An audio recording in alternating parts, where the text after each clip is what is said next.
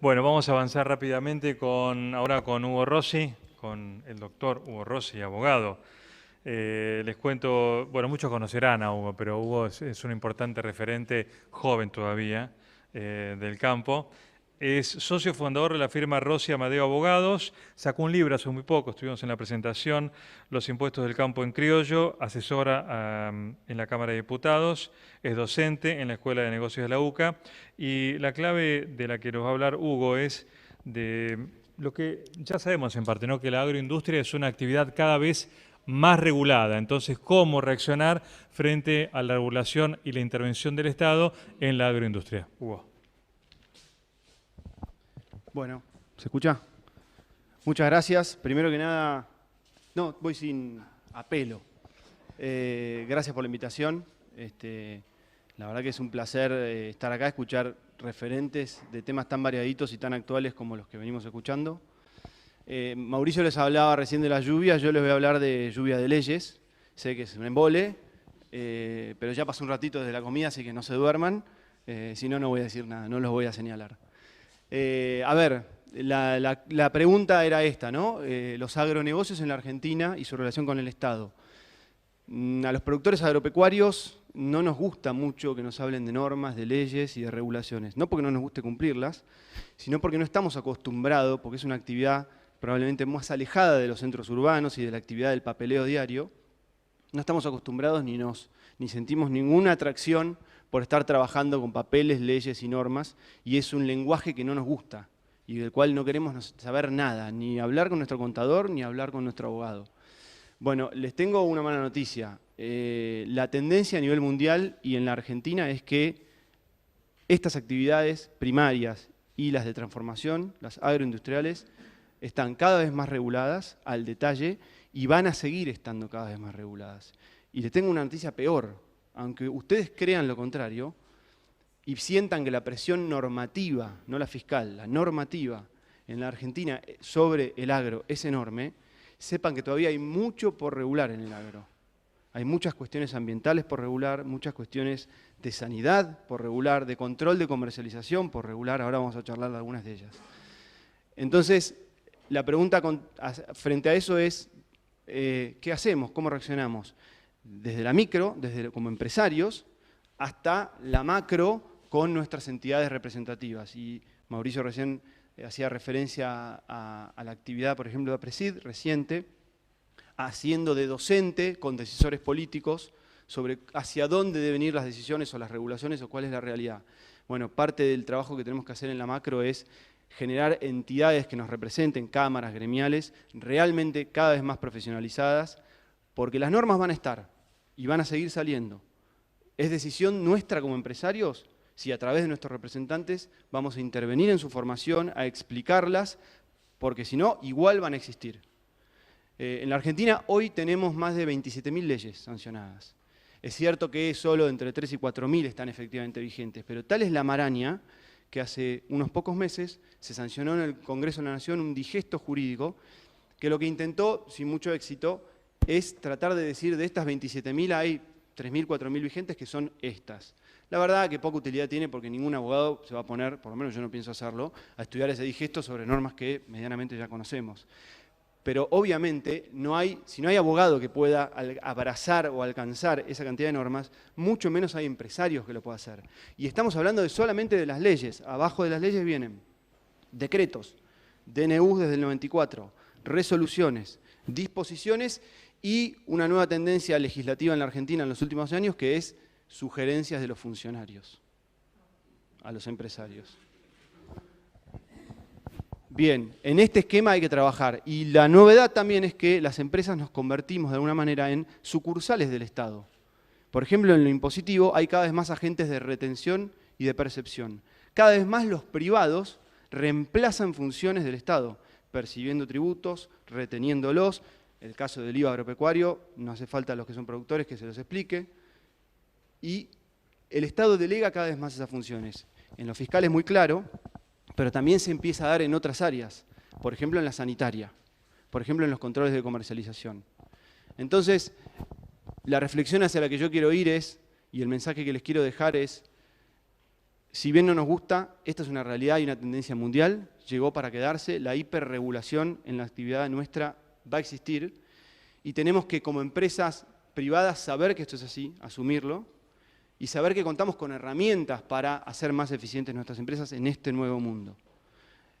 La herramienta fundamental es la planificación y convencernos de que la actividad agropecuaria, que tanto nos gusta, digo tanto porque yo también soy productor y vengo de familia de cuarta generación de productores, y a la cual todavía le encontramos ese sabor romántico del campo y del placer de ese trabajo, ya no es más esa actividad.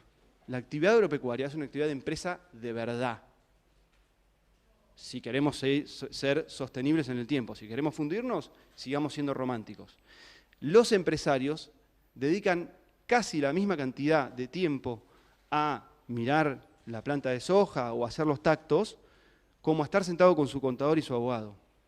Entonces, quien diga que no le gusta, que no le convence, que la verdad que este gobierno último ha puesto una cantidad de normas, lamento contradecirlo y decirle que se equivoca, que los próximos gobiernos, sean del signo político que sean, podrán hacer mejores normas, más eficientes, intentar reducir la cantidad, pero sepan que nuestro negocio va a estar cada vez más regulado.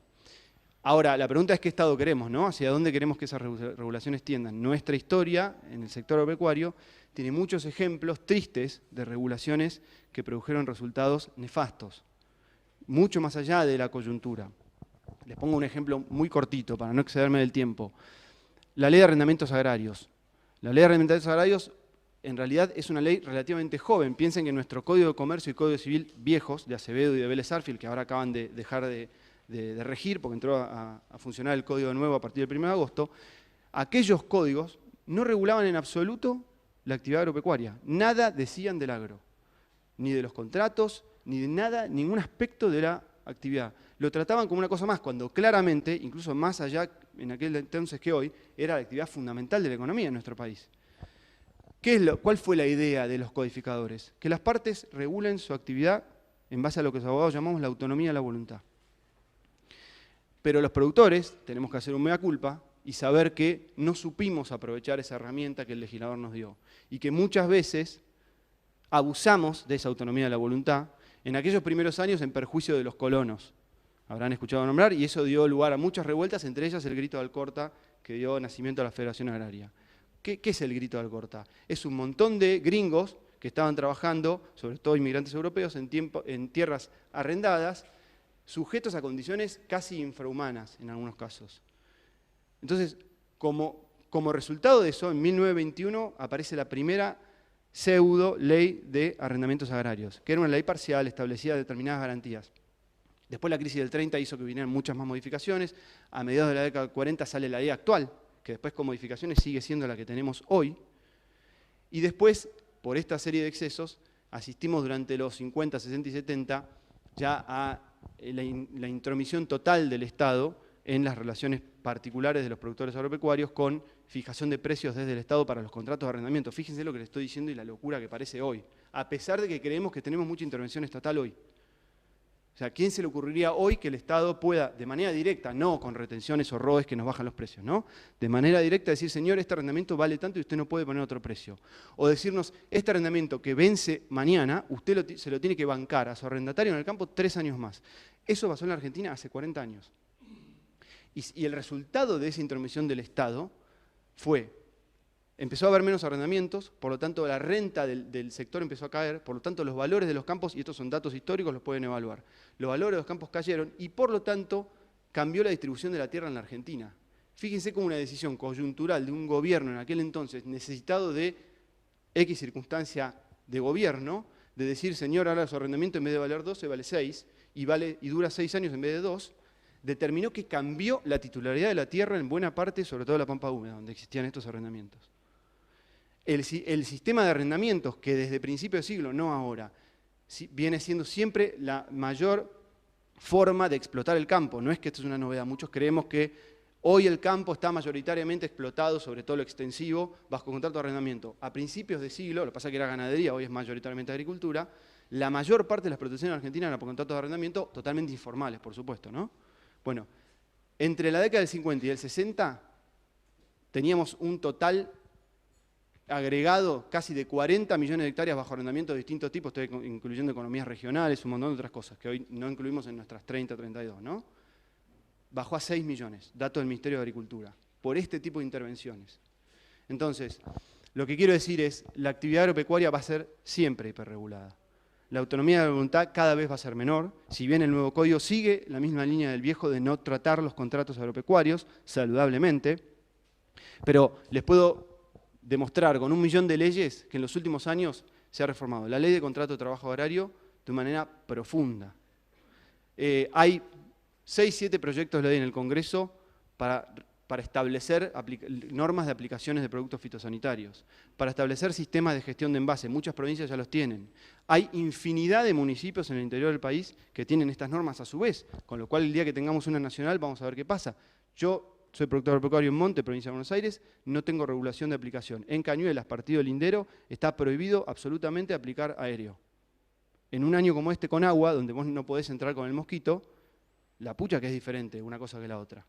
Ahora, el desafío, y con esto termino para no pasarme el tiempo, es o seguir quejándonos, y hago el mea culpa como productor, además de como abogado, diciendo que en realidad las leyes no nos gustan, que no entiendo nada de eso, que se ocupe el abogado o el contador una vez por año me haga el balance y después veo, lo firmo, total, lo hace el contador, que es de confianza, que lo conozco desde que éramos chicos, o empezar a involucrarnos como verdaderos empresarios. Eso a nivel micro.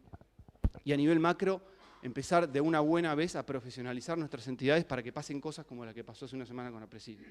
Y cuando un decisor político tenga que hacer una ley como la que está ahora, con media sanción del Senado, en diputados, para modificar las facultades de inspección del SENASA, haya alguien diciendo, che, señor, atención, esto es así, asá, atención con esto, atención con lo otro.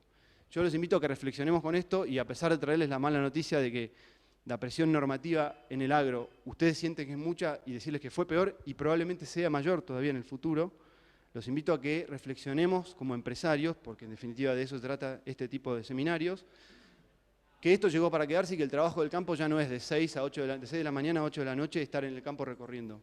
Tiene mucho de papeles hoy. Al que no le guste, que venda el campo y se dedique a otra cosa. Muchas gracias.